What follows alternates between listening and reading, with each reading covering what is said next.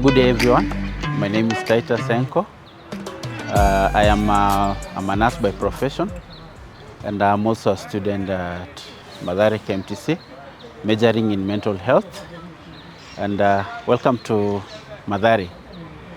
As we are all aware, mental health has been is a big burden in our country and in the whole world in general. And we more often there's a lot of stigma that accompanies mental health, and also there's lack of awareness.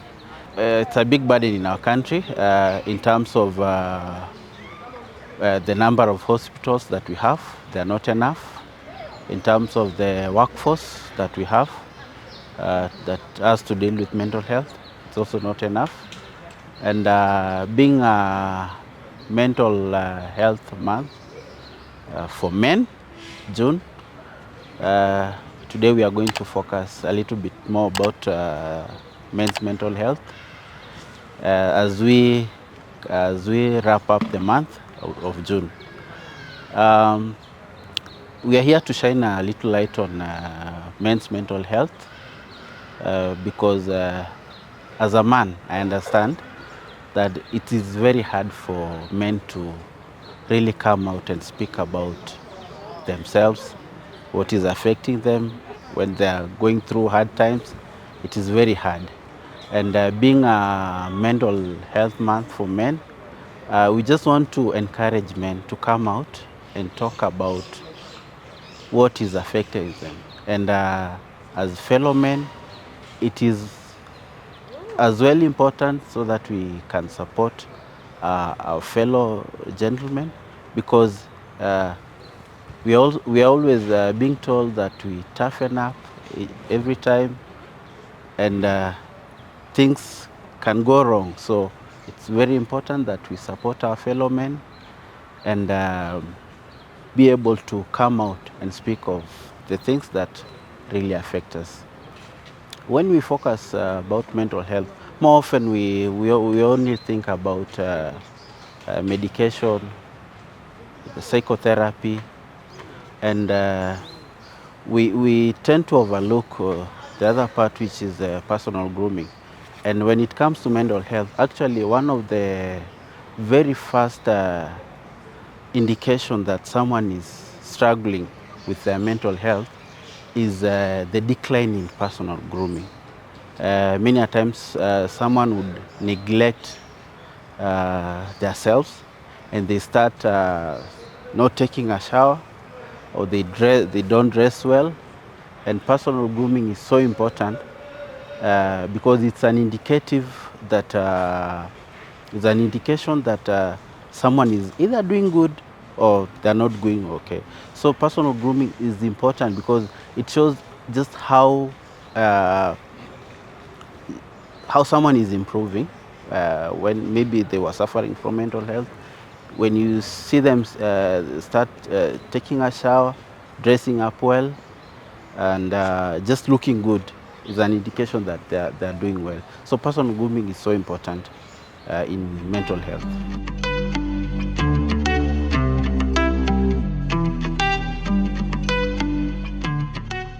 My name is Sheila Lugaliki. I'm the founder of Uniquely Gifted.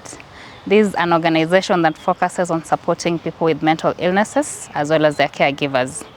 All our programs are focused to bringing a solution to one or many of the challenges that we face as people who have mental disorders. The grooming initiative is one of our flagship programs, and it came about after I was admitted at Mathare.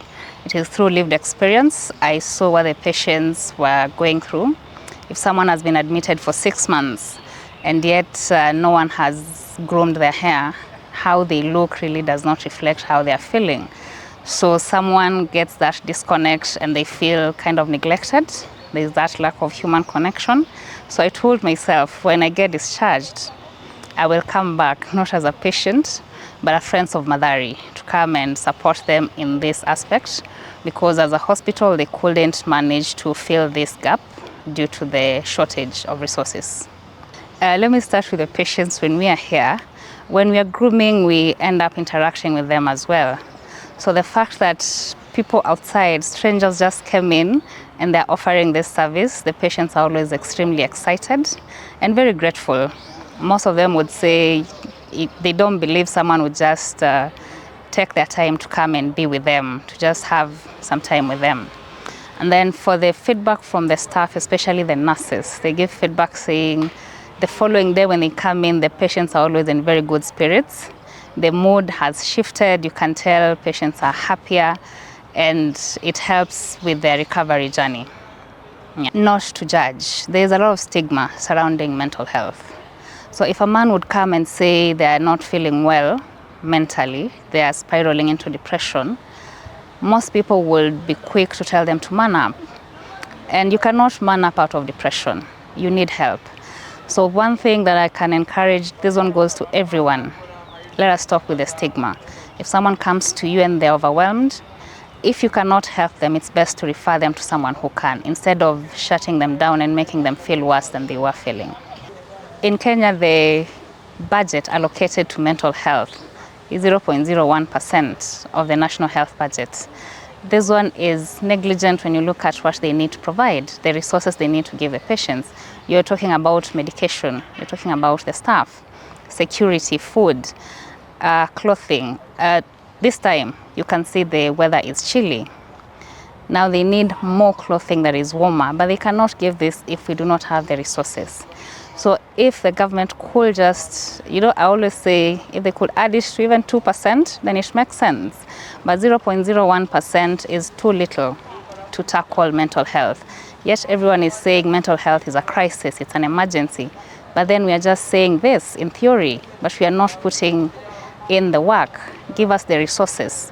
Let us now fight the mental health issue with the resources.